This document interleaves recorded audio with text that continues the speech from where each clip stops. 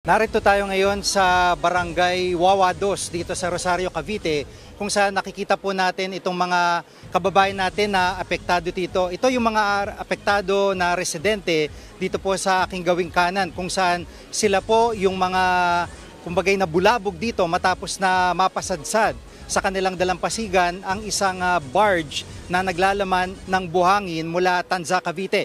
Sa kasagsagan ng malakas na pag-ulan at malakas na hangin kagabi ay bigla pong lumitaw itong nasabing barge na may 6 pa rin na tripulante at ito po ay talagang nagdulot ng takot sa mga residente dahilan upang yung ilan sa mga kababayan natin dito, may 15 pamilya ay pansamantalang ilikas ng barangay dahil nga po sa posibilidad na umusad pa itong barge. Pero buti na lamang ito ay nandun na lamang sa kanyang pwesto at hindi na po talaga gumagalaw.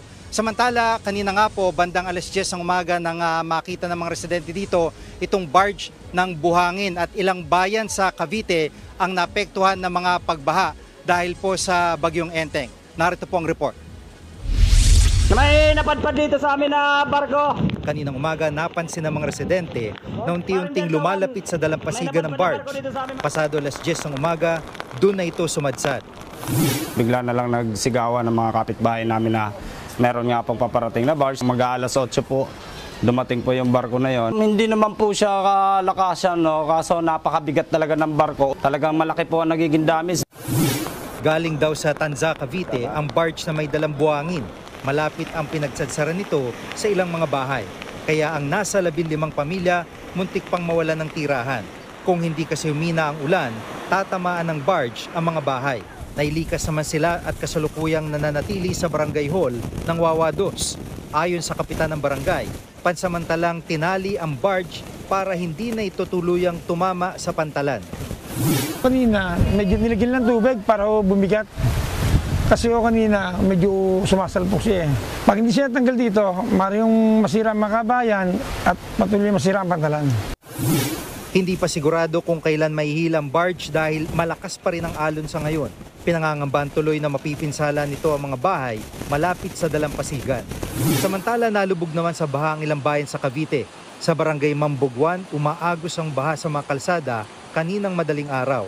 Nalubog din sa tubig ang mga bahay sa barangay Aniban 4. Ayon sa uploader, umabot pa sa lagpas taong tubig kaya na-stranded ang ilang residente sa kanilang mga bahay. Kinailangan pa silang sagipin para makalikas. Sa kuha ng CCTV sa Bacoor, Cavite, kita ang matinding traffic sa ilang pangunahing kalsada.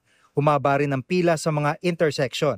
Ayon kay Cavite Governor John Vic Remulla, ang Bacoor, Imus at Noveleta ang pinaka-apektado ng bagyong Enteng sa kanilang probinsya. Suspendido na rin bukas ang klase sa lahat ng antas sa buong probinsya ng Cavite. Mga kapatid, Jiggy Manikad po, iba na ang may alam at may pakialam sa panahon ngayon. Para sa konkreto, kumpleto at komprehensibong balitaan sa Frontline, mag-follow at mag-subscribe sa social media pages ng News 5.